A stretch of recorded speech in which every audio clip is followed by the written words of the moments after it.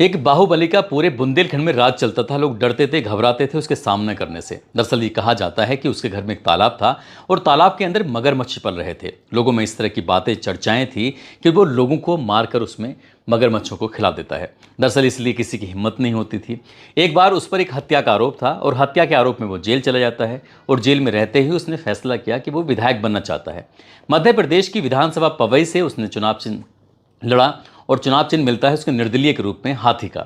वो तो जेल में था, उसके समर्थक वोट मांग रहे थे और घर घर जाकर लोगों से वोट मांगते थे। तब एक स्लोगन था जो उन दिनों बड़ा चर्चाओं में रहा था उस पवई विधानसभा में, इस बाहुबली के नाम पर। उसमें लिखा था कि मोहर लगेगी हाथी पर, नहीं तो गोली चलेगी छाती पर और लाश मिलेगी घाटी पर। इस तरह का जब स्लोगन था तो लोगों ने डर की वजह से कहीं ऐसा ना हो कि वो नुकसान पहुंचा दे, और लोगों ने उसे वोट दिया। वोट भी भरमार मात्रा में दिया। 42,000 वोटों से वो जीत कर विधायक बन जाता है। हालांकि जिस आरोप में वो जेल गया था उस आरोप से वो मुक्त हो जाता है, क्योंकि उस पर जो आरोप लगाए गए थे वो सिद्ध नहीं हो पाते। जेल से बाहर आता है और बाहर आने के बाद उसका और भी ज़्यादा आतंक बढ़ जाता है। लेकिन एक बार ये पता चलता है कि उसने अपनी सौतेली बहन की पोती के साथ बलात्कार किया, कई बार किया, और उसने गर्भपात कराया। इस मामले में वो जेल जाता है और उसकी फिर मौत होती है। आज की इस कहानी के माध्यम से जानने की कोशिश करते हैं कि कौन था वो बाहुबली जिसने इतना घोर अपराध किया था, जिसके नाम से लोग डरते थे, घबराते थे। आदाब, नमस्कार, सत श्री अकाल। मैं उस्मान सैफी। आज की जो सच्ची घटना मैं आपको सुनाने जा रहा हूँ, ये सच्ची घटना है मध्य प्रदेश की राजधानी भोपाल की। भोपाल के ही एक इलाका है, एक थाना लगता है, इसका नाम है मिसरोद थाना। मिसरोद थाना क्षेत्र का इलाका है भोपाल गुराड़ी घाट रतनपुर रोड। दरअसल यहाँ रेलवे ट्रैक के पास एक खेत में एक बोरी पड़ी हुई थी और उस बोरी को बंधा हुआ था उस जो खेत का मालिक था, जिस खेत में बोरी रखी हुई थी बिल्कुल पास में ही रेलवे ट्रैक है। मालिक है उसका मुकेश मीणा। उसने बोरी को देखा और देखकर एकदम उत्साहित होकर वो उसके पास पहुंच जाता है ये देखने के लिए कि आखिरकार इस बोरी में है क्या। जैसे ही उसने पास में जाकर देखा तो बोरी खून से लथपथ हो रही थी। तत्काल प्रभाव से वो उसने नज़दीकी पुलिस स्टेशन में सूचना दी और ये तारीख थी 11 दिसंबर साल 2009 की। दोपहर के लगभग 3 या 4 बजे के आसपास का वक्त हो रहा था और जैसे पुलिस को सूचना मिलती है पुलिस मौके पर आती है। पुलिस ने आने के बाद जैसे ही उस बोरी को खोला तो पता चलता है कि उसके अंदर एक लाश है, लगभग 21 साल की एक लड़की की लाश। लाश किसकी है ये शनाख्त करना बहुत ज़रूरी था। किसने हत्या की है, उसके पीछे के क्या कारण रहे हैं, क्या मोटिव है, ये सब पुलिस जानना चाहती थी। पुलिस ने जैसे लाश को उसको बाहर निकाला तो पता चलता है कि उस लड़की को बहुत ज़्यादा यातनाएं दी गई थी। ऐसा लग रहा था जैसे उसको बहुत ज़्यादा बुरी तरह से मारा गया है, पीटा गया है। उसके बाद अंत में उसके सर में गोली मारकर उसकी हत्या कर दी है। लेकिन क्यों की है, किसने की है, बस पुलिस इन सवालों का जवाब जानना चाहती थी। तभी महिला पुलिसकर्मियों से कहा गया कि आप इसको देखिए, कहीं कुछ तो कोई सुराग मिलेगा। तभी उसकी जेब में एक वोल्वो बस का टिकट रखा हुआ था और जैसे इस टिकट को निकाला जाता है तो टिकट के पीछे एक मोबाइल नंबर लिखा हुआ था और मोबाइल नंबर जब लिखा हुआ था उस पर कॉल किया जाता है। कॉल की जाती है तो उस उधर से एक लड़की बोलती है। लड़की से पूछा जाता है कि तुम कौन बात कर रही हो।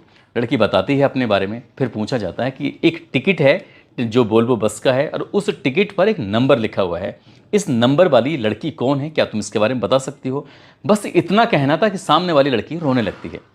कहती है साहब मैं इसे जानती हूँ, दरअसल इंदौर से भोपाल मेरे साथ आई थी, हम दोनों बस में साथ साथ बैठे हुए थे, वो मेरी बड़ी खास सहेली थी। हुआ क्या है, बात क्या है। वो बताते हैं कि उसकी हत्या कर दी गई है। तभी वो उसने बताना शुरू कर दिया कि उसके लड़की का नाम है वसुंधरा उर्फ निशी बुंदेला, उम्र जिसकी 21 साल के आसपास है, जो कि छतरपुर की रहने वाली होती है और नेशनल इंस्टीट्यूट फैशन डिज़ाइन के यहाँ से कोर्स कर रही थी और भोपाल के ही एक MP नगर लगता है वहाँ गर्ल्स हॉस्टल में रहकर अपनी पढ़ाई कर रही थी। आगे वो लड़की बताती है कि इसके परिवार के लोग फला जगह मिलेंगे। जब परिवार वालों के पास संपर्क किया जाता है तो पता चलता है कि जो लड़की के पिता हैं उनका एक्सीडेंट हो चुका था, जो चलने फिरने में फ़िलहाल उस वक्त असमर्थ थे। माँ तक ही सूचना पहुँचाई जाती है तो माँ जब मौके पर पहुँचती है तो माँ का रो रो कर बुरा हाल हो जाता है। माँ रोते रोते एक कहानी सुनाती, कहती है कि छतरपुर में मेरी बेटी बहुत ज़्यादा परेशान थी। ये सोचा था कि वो भोपाल में रहेगी तो गिद्धों की नज़र उस पर नहीं पड़ेगी, इसलिए उसे क्या पता था कि वो घर में थी तो सुरक्षित थी, यहाँ भोपाल में आई तो उसको मार दिया गया। अब पुलिस ने पूछा कि किसने मारा, क्यों मारा, पुलिस भी जानना चाहती थी और उस दौर की सबसे चर्चित घटनाओं में से घटना हो जाती है। हर दिन अखबारों में, हर दिन टीवी पर ये खबर आया करती थी। हर कोई जानना चाहता था कि आखिरकार हुआ क्या है। तब उसके बारे में पता चलता है कि एक नाम जो बहुत ज़्यादा सुर्खियों में आया था, नाम था अशोक वीर विक्रम सिंह उर्फ भैया राजा। ये एक बाहुबली नेता हुआ करता था एक ज़माने में। छतरपुर हो, पन्ना हो, टीकमगढ़ हो, कई ज़िलों में इस व्यक्ति का आतंक था, एक राज चलता था, लोग डरते थे, घबराते थे। जैसा कि मैंने शुरू में कहा कि उसने अपने घर में एक बड़ा सा तालाब बनवाया हुआ था। तालाब में उसने मगरमच्छ पलवाए हुए थे और लोगों में डर था, दहशत थी कि वो मारकर लोगों को उसमें डलवा देता है। हालांकि पुलिस के रिकॉर्ड में ऐसी कोई बात सामने नहीं आई, किसी के मरने की, किसी के उसके डालने की बात सामने नहीं आई, लेकिन चर्चा थी, लोगों में इस बात की दहशत थी, डर था। आखिरकार पुलिस ने जब इसके बारे में पता करने की कोशिश की तो पता चलता है कि उसने एक बार, उस पर एक इल्ज़ाम था, जो जेल गया था किसी की हत्या में। हालांकि वो आरोप सिद्ध नहीं हुआ था, लेकिन जेल में रहकर ही जब इसने पहली बार विधायक का इलेक्शन लड़ा था तो इसको चुनाव चिन्ह हाथी का मिला था। हाथी का चुनाव चिन्ह मिला था। इसके समर्थक वोट मांग रहे थे और जब वोट मांग रहे थे तो लोगों से जाकर कहते थे कि मोहर लगेगी हाथी पर, नहीं तो गोली चलेगी छाती पर और लाश मिलेगी घाटी पर। इस तरह की जब बात थी तो लोगों ने वोट दिया डर की वजह से और जेल में रहते हुए ये विधायक बन जाता है और 42,000 वोटों से जीत कर ये आता है। और इसके बाद फिर इसका ये सिक्का चलने लगता है। उसके बाद ही समाजवादी पार्टी ज्वाइन करता है और समाजवादी पार्टी से ज्वाइन करने के बाद फिर ये इलेक्शन लड़ता है, एक बार फिर से विधायक बन जाता है। साल 2003 में ये चुनाव हार जाता है, वक्त का पहिया आगे बढ़ जाता है। लेकिन इसी बीच में साल 2008 में जो इसकी पत्नी होती है, जिसका नाम आशा रानी होता है, जो कि बिजावर एक जगह लगती है, बिजावर विधानसभा, भारतीय जनता पार्टी उसको टिकट देती है और इसकी पत्नी आशा रानी भी विधायक बन जाती है। यानी कि जब इस लड़की की हत्या होती है तब इस बाहुबली भैया राजा की जो पत्नी होती है आशा रानी, वो विधायक थी। अब ऐसी स्थिति में पुलिस करे तो क्या करे? पुलिस इस मामले की जांच पड़ताल करती है, घर जाती है तो मिलते नहीं हैं, वो गायब थे, फरार थे। पुलिस की इसी बीच में पुलिस को एक सूचना दी जाती है कि जो ये भैया राजा है, इसके घर में एक नौकरानी हुआ करती थी। नौकरानी का नाम था तिज्जी बाई। तिज्जी बाई 21 जुलाई 2007 को इसकी घर पे ही, यानी कि विधायक के घर पे ही उसकी लाश मिलती है। लेकिन क्यों उसके साथ ऐसा क्या हुआ था, ये बताया जाता है कि उसने अपनी जान दी थी। पुलिस ने उस पुरानी फाइल को खोल दिया और पुरानी फाइल को खोलने के बाद ये पता करने की कोशिश की कि आखिरकार मामला क्या था। जिस वक्त ये नौकरानी की मौत हुई थी उसी दौरान की बात है। इसकी पत्नी आशा रानी जिला पंचायत की अध्यक्ष भी रही थी और भैया राजा के आवास पर लाश मिलना ये अपने आप में बड़ी बात थी। लेकिन पुलिस ने शायद उस वक्त इतनी शिद्दत, इतनी ईमानदारी से इस मामले की जांच पड़ताल नहीं की थी। अब इसके परिवार वालों से, इसके बच्चों से, इसके भाई से, जो तिज्जी बाई थी, उसके बारे में पूछा जाता है तो पता चलता है कि पन्ना एक ज़िला लगता है। पन्ना ज़िले का एक गांव था और पन्ने ज़िले की गांव की सरपंच हुआ करती थी। देखने में अच्छी थी, सुंदर थी। इसके बारे में पता चलता है कि इसका अपहरण कर लिया गया था बाहुबली के लोगों द्वारा। अपहरण करने के बाद उसको घर में नौकरानी बना के रखा था, उससे काम कराया करते थे और उसका शोषण करते थे। उसे लगने लगा उस महिला को, तिज्जी बाई को, कि शायद इस घर से कभी वो बाहर नहीं जाएगी, इसी चार दीवारी में कैद होकर उसकी मौत हो जाएगी। इसलिए उसने मौत को गले लगा लिया और वो मारी जाती है। लेकिन इस मामले की जब पुलिस जब फाइल खोलती है तो इसमें कई लोगों को आरोपी बनाया जाता है। इसकी पड़ताल शुरू हो जाती है। अभी विधायक रहते हुए आशा रानी ये चाहती थी कि उसके पति की जब गिरफ्तारी की लगातार दबिशें दी जा रही हैं, उधर पति जाकर हॉस्पिटल में एडमिट हो जाता है, कहीं ऐसा ना हो कि जिस तरह से उस लड़की की हत्या के मामले में आरोप लग रहा है कि उसको पुलिस गिरफ्तार न कर रहे। इसलिए जो आशा रानी होती है वो विधानसभा अध्यक्ष से भी मुलाकात करती है और मध्य प्रदेश के जो उस वक्त के मुख्यमंत्री थे वहां जाकर भी हाथ जोड़ के विनती करती है कि उन्हें फंसाया जा रहा है, किसी षड्यंत्र के तहत उनका कोई रोल नहीं है इस लड़की की हत्या कराने में।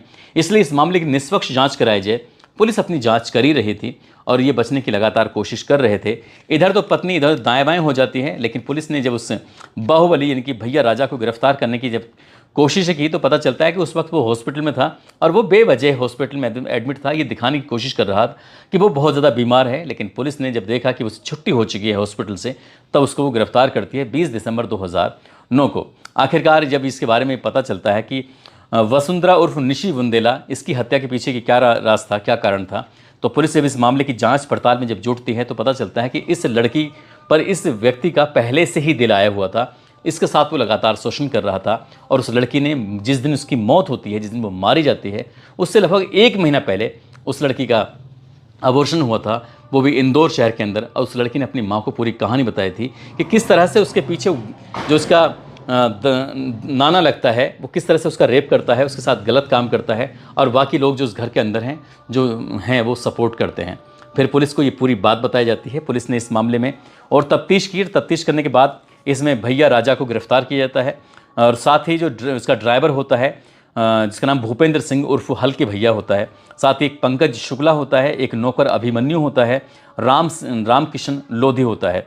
इनके बारे में जब पता किया जाता है तो ये पता चलता है कि जिस रात वो घर पर थी, यानी कि वो इंदौर से भोपाल पहुंचती है। भोपाल पहुंचने के बाद उसको उसका अपहरण कर लिया जाता है, घर पर लाते हैं, उसको मारा जाता है, पीटा जाता है, उसका शोषण किया जाता है और उसके शरीर के हर हिस्से पे चोट के निशान थे। साथ ही उसको वहाँ से उठाने के बाद जो ड्राइवर होता है भूपेंद्र सिंह उर्फ हल्के भैया, उसको उठा के लेके जाता है और उसकी सर में गोली मार के उसकी हत्या कर देता है। उसका प्लान था कि उसको वो रेलवे ट्रैक पर उसकी बोरी में जो उस लाश थी उसको डाल देगा, लेकिन जब वो उस लाश को फेंक रहा था तो पुलिस की जीप उधर से गुजर रही थी।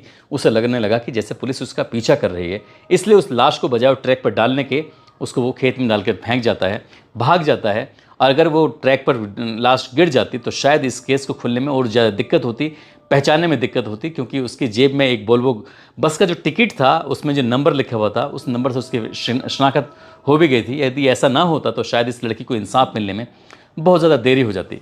पुलिस ने इस मामले में चार्जशीट दाखिल की और चार्जशीट दाखिल करने के बाद आखिरकार जो आरोपी थे इसमें भैया राजा, साथ ही उसका जो ड्राइवर होता है उसने एक इसके घर का सदस्य था पंकज शुक्ला, नौकर था अभिमन्यु, रामकिशन, इनको उम्र कैद की सज़ा सुनाई जाती है।